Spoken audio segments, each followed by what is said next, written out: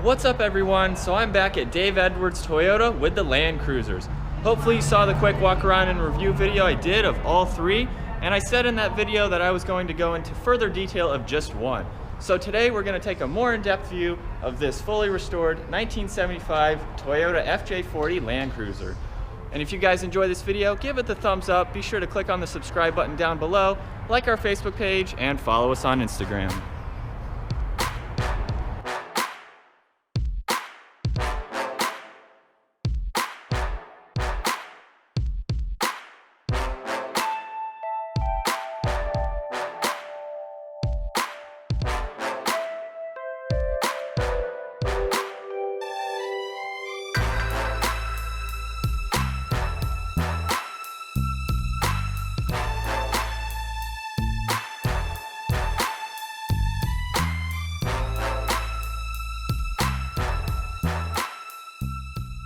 Under the hood is a 3.9 liter inline 6-cylinder gasoline engine.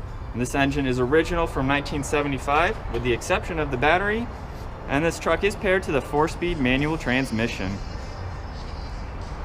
The power produced in this engine was the same from 1975 till 1983, putting out 135 horsepower at 2,000 RPM and 210 foot-pounds of torque at 1,800 RPM. In the first year of production, from 1960 till 1974, this engine produced 125 horsepower at 3,600 RPM and 209 feet-pounds of torque at 2,000 RPM. The Land Cruiser was known for having a high amount of torque at low RPMs, and this engine was produced for 23 years. So this is the longest production of any Toyota engine, and the only engine available to the Land Cruiser until 1993. A diesel model was built as well, but never publicly sold in the United States. I'm sure some have been imported throughout the years, but even these three here are gasoline. So those would be even more rare to see. And as far as MPG goes, this gets 11 city and 16 highway off of a 22-gallon tank. So those numbers are pretty respectable even for a truck in today's market. The Land Cruiser is rear-wheel drive, of course, and this model also has four-wheel drive. So it has the front-locking manual hubs. And in the first half of production from 1960 till 1973, it offered the 3-speed manual. The curb weight on this vehicle is just over 3,200 pounds. It has 8.3 inches of ground clearance. The height is at 76.8 inches with a width of 65.5. The length is 152.4 inches with a wheelbase of 90 inches. The front of the Land Cruiser in a way replicates a Jeep with a protruding front bumper. And this does have an aftermarket 8,000-pound winch. If this was the original factory winch, it would have been directly driven from the transfer case, so of course that would have been powered by the engine. Later models did offer an optional electric winch, which you can see, this one being aftermarket. This Land Cruiser is equipped with Toyo MT tires. They're 31 by 10.5 on a 15-inch wheel, and all 4 brakes are 4-wheel drums. And finishing off with my favorite part of this truck is all the accessories on the roof. We have the axe on this side, full-size spare up top, full-size jack with some storage up there, and a shovel on this side. There's also some cool looking guns in here, which are not real by the way, and then extra gas tanks in the back. And this Land Cruiser does have a hitch, so its towing capacity is right around 3,000 pounds. Now let's go ahead and take a more in-depth view of this interior. Inside we have your nice pull handle here, the latch to open the door, your lock switch here, and then of course the manual roll down windows. The seats are really nice black leather, they're in excellent condition. And these seats also have a lap belt instead of your standard seat belt, which is pretty neat to see. Alright, and now inside with the key, we're going to go ahead and pull on the choke first. Get it out a little bit with my foot on the brake and clutch. Insert the key, go ahead and start it up.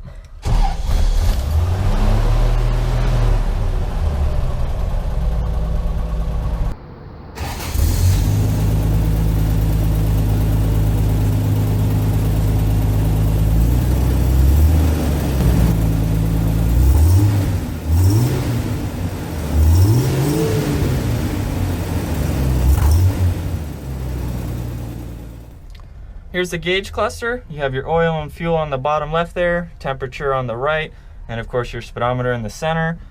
On the left side we have your light switch there. In the center, all these pull out like you saw me pull on the choke. We have the fan pull, hazards, wiper blade, fluid, and then these look like they're cold start buttons, a warm pull and a fresh pull. And then this is an aftermarket radio, of course, and then fans down below. This is the 4-speed manual like I mentioned before. Pretty long shifter here. And then this is 4-wheel drive as well. We have a little cigarette tray, looks like here, and then a glove box as well. Has a pretty good amount of room in there. And then also instructions on how to use the transmission, how to shift into 4-wheel drive, all of that. And then a sticker here to show you how to lock the front hubs for the 4-wheel drive, which is pretty neat to see. And quick look at the rest of the interior. It's now time to check out the rear seating. And to open the door style latch back here, simply pull on this one to open it up. We need to remove the spare gas tanks out of the way, just like that. And then there's a latch on the inside of this door to go ahead and open that up. The seats are split sideways to allow for more cargo room as compared to the seats facing forward nowadays in the back seat.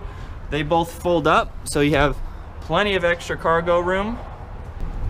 And you also have a good amount of headroom in here. It's pretty neat to be sitting sideways in here, looking at some guns on this side, and we have some spare ropes on this side. So it'd be very neat to take a cruise in the back of this, especially, you know, off-roading or something like that. So now I have the Land Cruiser parked next to a 2014 GX 460. It's not quite the equivalent to the Land Cruiser, but it'll work for today's purposes, just to show you guys the difference in years between them.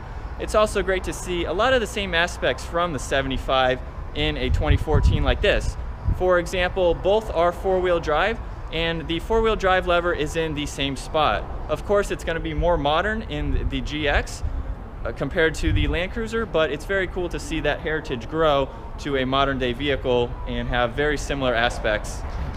So now we'll just take a quick walk around of both of these so you can see I've parked the front wheels just about even, so you can see how much longer the overhang of the 14 is, and then the overhang in the back. So obviously much larger wheelbase, a lot heavier, and the towing is right about double, so it's close to 6,000 pounds compared to the 3,000 pounds on the 75.